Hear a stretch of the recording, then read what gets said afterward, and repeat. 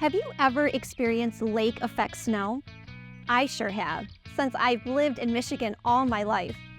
I'm Mrs. Defauw, and I love our Great Lakes state, even the snow, usually. But what is lake effect anyway? Lake effect snow is created when cold air blows over warm water.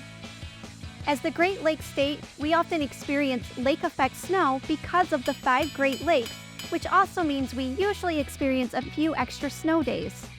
For this lesson, we will listen to a read aloud about a snow day and then respond to that read aloud, making connections to our lives.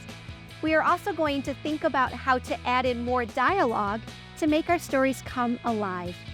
The spoken words are the dialogue. Whenever a character speaks, we see quotation marks around words, which tells us when dialogue is taking place. I think of this as a smiley face with dimples. Whatever is spoken is framed with quotation marks. Slippery snow day surprise. Late for school one morning, Jade raced for the door. Hurry, Emmett! Emmett zipped around the corner, scrambling to pull on his warm hat and gloves. I'm right behind you. The cold Michigan's winter wind whipped all around them as they trudged to the bus stop, their footprints following them in the snow. The headlight beams from different vehicles creaked along the dark, slippery road. I can't believe we have school today, Emmett said, tucking his chin into his coat.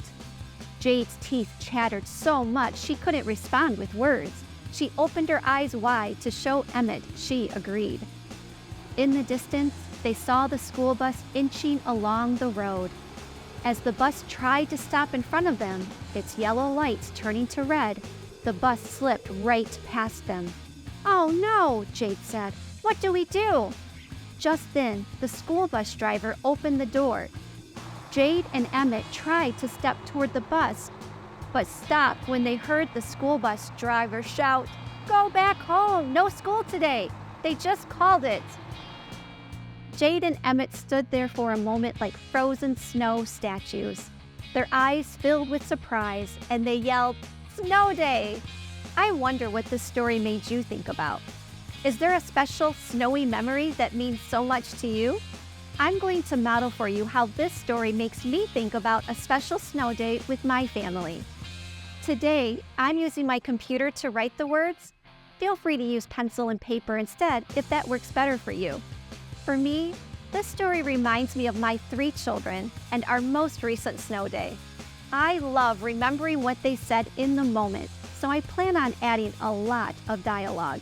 Just like in the story we read, in my story, whenever a character speaks, I am going to put those words in quotation marks. When the phone rang, I recognized the school district's phone number immediately. I turned on the speaker so Drew could hear the message too. "A snow day," Drew squealed.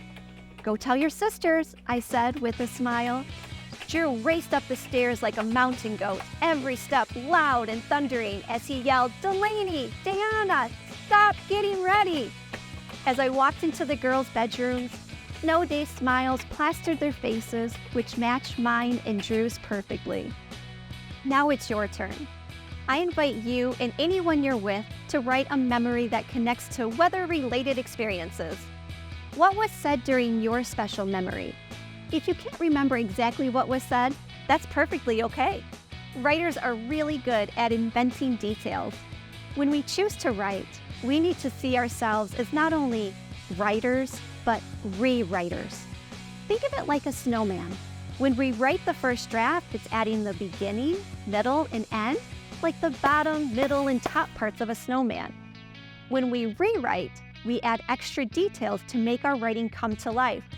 Much like carrot noses, sticks for arms, a hat, and scarf are extra details added to bring a snowman to life.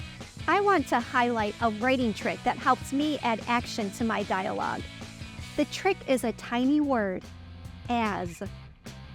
In my writing, I share dialogue and then couple it with as to add action. This little trick helps me to add character action to my story so the reader can better visualize what's happening. Let me show you. When the phone rang, I recognized the school district's phone number immediately. I turned on the speaker so Drew could hear the message too. "A snow day," Drew squealed. This is my first bit of dialogue. I like my word choice. Squealed shows how Drew said, a snow day.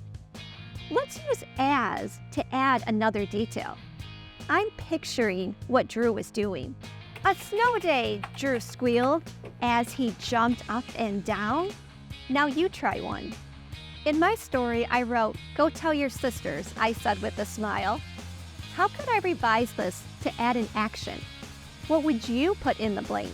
Go tell your sisters, I said with a smile as I raced Drew up the stairs, as I gave Drew a wink, as the snow billowed outside the window.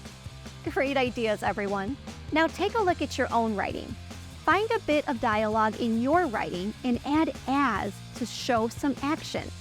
When you're done, reread your writing aloud to yourself. How does it sound?